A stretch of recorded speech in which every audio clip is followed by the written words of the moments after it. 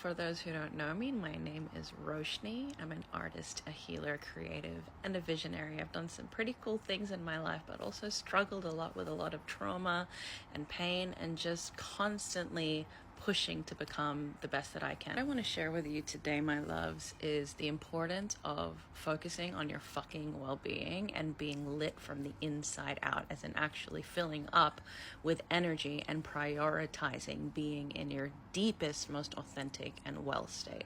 And see, being women growing up in an often patriarchal situation in society, I mean, that was my background. You know, I was training from very early on. I started dance and performing from when I was 3 years old. I started ballet, and from a very, very early age, say age 7, I was already pretty much performing and training hardcore. Eventually, later in my younger years and in my early teens, I was being trained with women who were 7, 8 years my senior.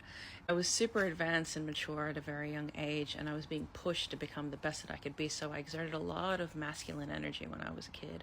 And sadly, eventually, one day you'll see how my story unfolds, but I hit a breaking point where I had a breakdown at 14.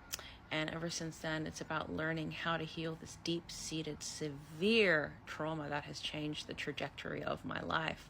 And in the process of healing that, I had the spiritual awakening and was able to then help others heal through these integrative and deeply immersive spiritual and embodiment practices.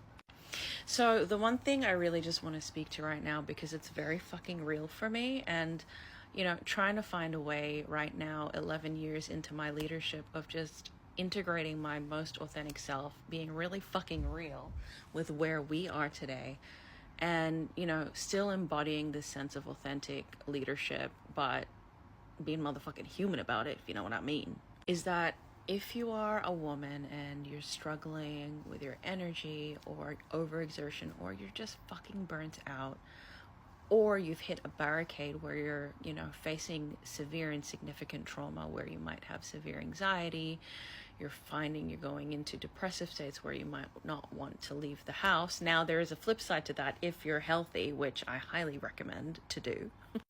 But if you're on the sort of severe struggling side, then honey, you need to check in with yourself and realize that it starts with self-acceptance, listening to your body and acknowledging, okay, there's an imbalance here right now. There's a part of me that doesn't want to leave the house. There's a part of me that doesn't want to leave the bed. There's a part of me that doesn't want to talk or interact with human beings. There's a part of you that needs to listen to that voice and actually hear it and acknowledge it and honor it